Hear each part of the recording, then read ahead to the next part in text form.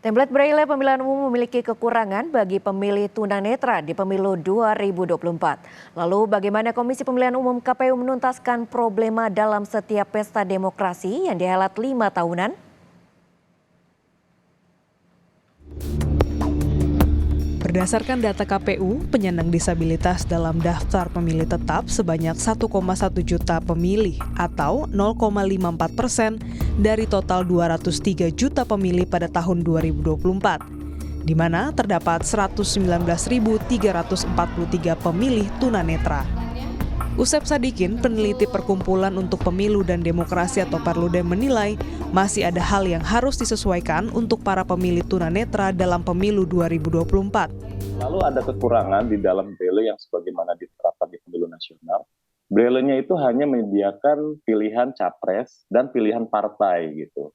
Tidak menyediakan pilihan nama caleg dan nomor urut caleg gitu. Jadi ini jadi diskriminatif nih, asas umumnya tuh jadi tidak terpenuhi gitu, karena pemilih disabilitas netra tidak bisa memilih langsung nama calegnya, padahal Usep menambahkan, pemenuhan template Braille masih jauh dari kata ramah bagi pemilih netra dan bisa mengaburkan asas umum yang terkandung dalam sistem proporsional terbuka, yang mana pemilih bisa langsung menentukan nama calon legislatifnya.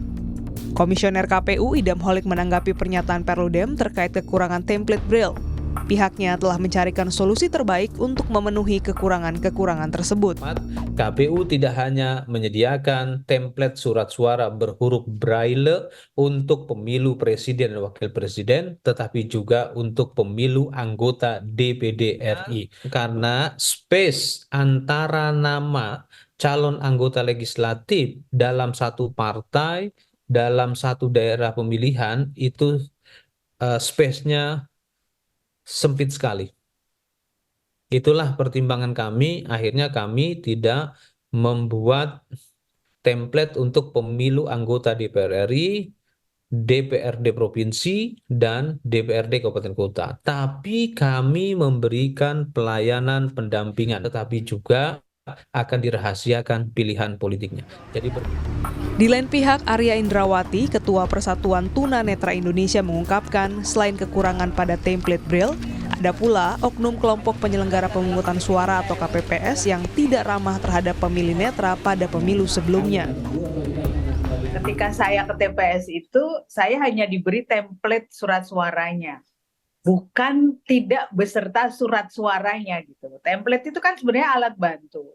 Nah ini kan berarti petugas itu tidak paham, jadi saya harus memberikan penjelasan pada petugas TPS di mana saya memilih gitu. Saya bilang bahwa Pak, ini yang Bapak berikan template alat bantunya, tapi saya juga butuh surat suaranya. Arya menegaskan besar kemungkinan hal itu dapat terulang kembali di tempat pemungutan suara lain. Kurangnya sosialisasi dan pemahaman KPPS terkait ketentuan pemilu untuk disabilitas akan menjadi hambatan bagi penyandang disabilitas. Sejumlah anggota Dewan Perwakilan Rakyat juga menyoroti hak pemilih netra dalam pemilu kali ini yang sudah seharusnya diselesaikan dengan solusi terbaik agar dapat terwujud pemilihan umum inklusif dan ramah disabilitas. Ya seringkali tertinggal adalah kelompok disabilitas ya, atau kemudian warga kita yang ada di daerah rawan konflik, atau kemudian masyarakat adat seperti itu. Nah, hal seperti ini kan seharusnya sudah diantisipasi oleh pemerintah dan juga penyelenggara pemilu. Nah, ini tentu menjadi PR KPU, saya setuju. Dengan honor yang sudah ditingkatkan, mestinya KPPS juga dilatih untuk membantu disabilitas agar hak-haknya terpenuhi.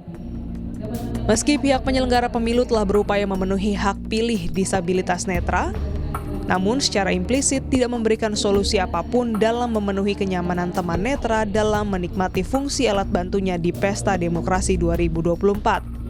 Sugi Hermanto, guru Yayasan Pendidikan Anak Buta, memaparkan upaya KPU belum memberikan solusi terbaik untuk pemilih netra. Kita hanya mengandalkan template, itu tidak semua orang tunanetra itu tahu baca tulis Braille. Karena apa? Tulisan Braille itu biasanya dikuasai oleh tunanetra yang sudah mengenyam pendidikan di sekolah luar biasa atau sekolah khusus anak disabilitas. Sehingga kalau hanya mengandalkan template memang tidak jadi solutif. Pendampingan juga tidak bisa jadi solusi juga. Karena apa?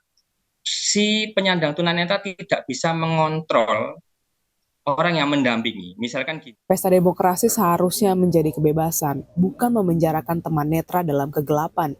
Sebuah wacana harus memberikan sinar dan pencahayaan. Pihak penyelenggara harus menyelesaikan permasalahan. Denis Oktania, Kompas TV, Jakarta.